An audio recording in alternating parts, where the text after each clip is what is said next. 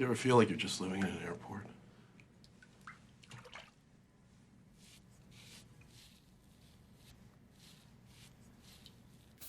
Hello and welcome. Today we're going to talk about The Terminal. It's a beautiful film that holds some personal significance for me, but in a recent rewatch, I see how it is also a blueprint for surviving crisis, specifically the crises of 9/11, but even those like 2020 and other such cataclysmic events that shake the very fabric of the world. The question I seek to answer in this video is, what can we learn from hard times? How can we apply wisdom to be able to survive and even thrive in moments where life feels really dark? The Terminal isn't about 9/11, but rather what happened afterwards. Enter Viktor Navorski. His country plunges into a civil war while he is on a flight to New York. He speaks little English and has no idea what's going on. Viktor's first meeting in the airport after he lands is with Thurman and then Frank Dixon, both in security and administration at JFK.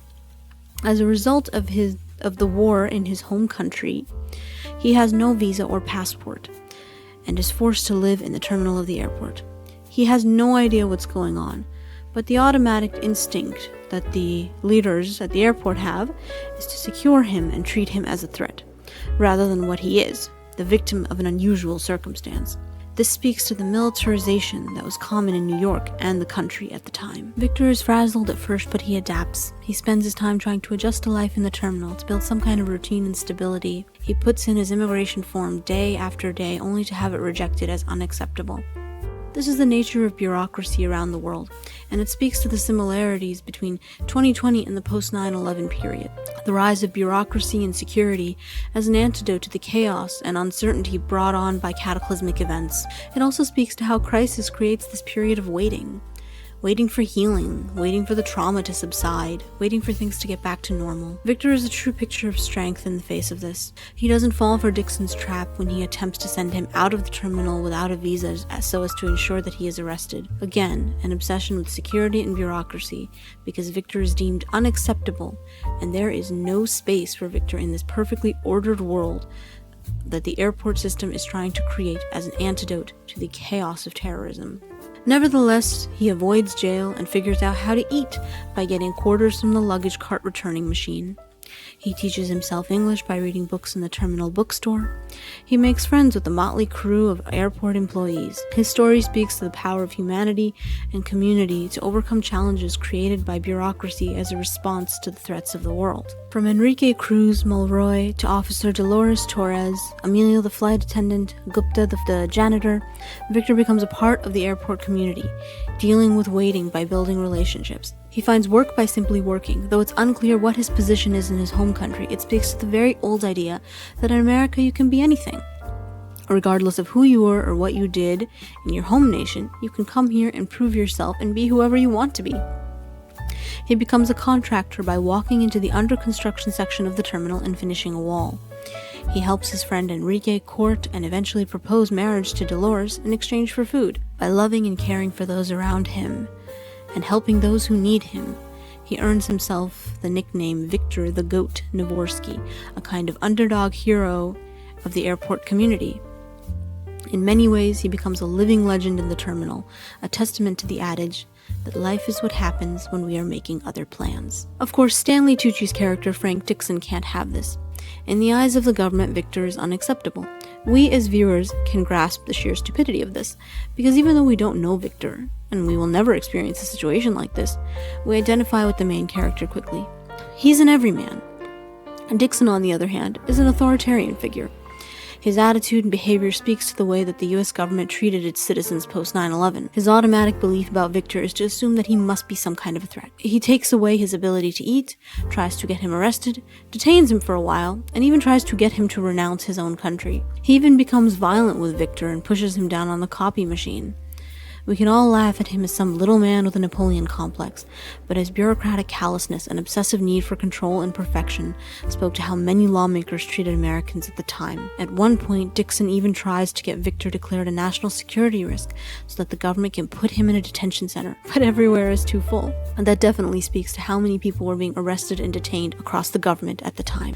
The intensity of the red tape back then, and even now, is just absurd, as illustrated by the situation of the man from Canada who is attempting to bring back life-saving medication for his father. Victor acts as a translator and purposely mistranslates the young man, claiming that the medication is for a goat rather than a human, so that he can get it past the red tape.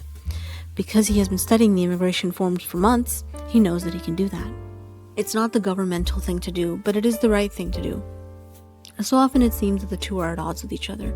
Even now, there is no rolling back the clock on the post-9/11 restrictions, even though international terrorism, at least in the US, is not much of a threat these days. Dixon's behavior is the hallmark of government intervention during times of crisis. It is usually over the top, inflexible, and seemingly arbitrary, designed more to make the people in power feel like they have some semblance of control and value as managers, rather than making the situation safer. His inflexibility, right up until the very end, is completely illogical. But this is because government usually cares more about the rules than they do about people. It's hilarious when Dixon's superior lectures him after the goat incident, because Victor's behavior is in fact the foundation of America. In that moment, it's a message to the lawmakers of our country on how to behave during times of crises. But of course, it all fell on deaf ears. Yet none of that stops Victor from his original mission in America. Throughout the film, he carries a can of Planters peanuts with a bunch of signatures inside of it, all of them belonging to famous American jazz musicians. His father, moved by their music, managed to collect signatures from all of them except one. And so he came to New York to fulfill his father's dream. He came to New York to feel close to his father by way of the music that he loved. And even after Dixon is so horrible to him, Victor brings him a gift, a fish for his wall that he won in a poker game. And yet Dixon responds by doubling down on his stance and telling him that he will never leave the terminal. At this point, it's personal. He goes so far as to attempt to blackmail him into leaving the US by threatening his friends in the terminal. But in the end, his friends are the ones that give him the strength to cross the finish line and enter New York. As Gupta the janitor literally runs out onto the runway to delay Victor's plane, Gupta, who had originally left India due to a crime, turns himself in for Victor. And I have to say that this militarized response to Gupta on the runway is hilarious and just way too accurate of the times. Dixon can't understand why Victor would help the Russian man with his medication. Victor doesn't know him, and it doesn't help Victor to get to New York, but Victor's spirit is fueled by a kindness and a simple morality. It's what keeps him going while being trapped in a terminal for months at a time. And that is the key to understanding how to cope in difficult times. It's about connecting with strangers and making them family, finding home in the kindness of humanity when home and family is so far away. Victor and his airport crew are a kind of microcosm for America, reminding us that in America we can be whoever we want to be. We're not bound by the past or family, and everyone is our friend because most of us came here as strangers in a strange land at one time or another.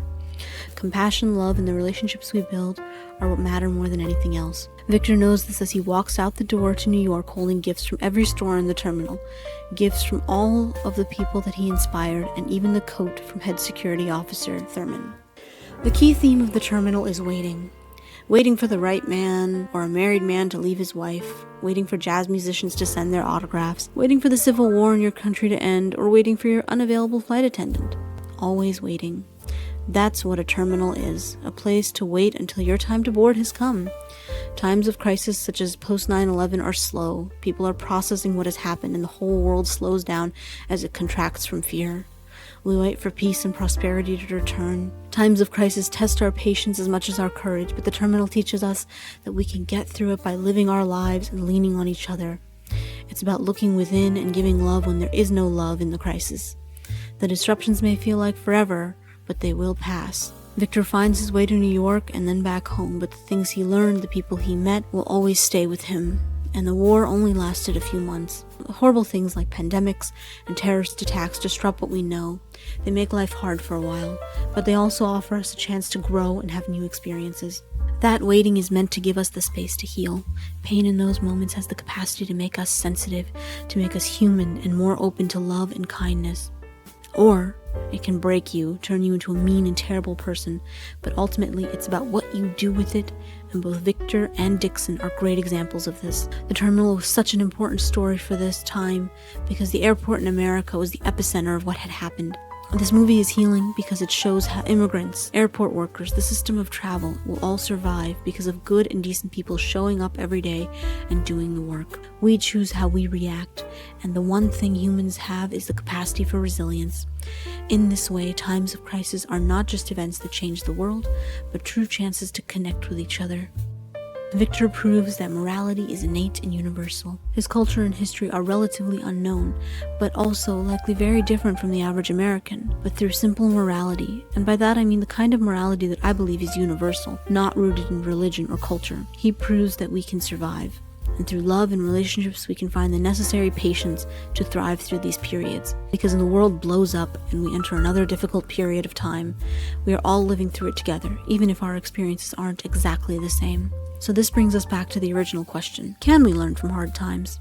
As seen in The Terminal, difficult periods come and go, but internal strength and love are forever. Moments of crisis may feel like they'll last forever, but change is the only real constant. If nothing else, I hope this makes you think of the pandemic and all future hard times as a bump in the road rather than the end of everything.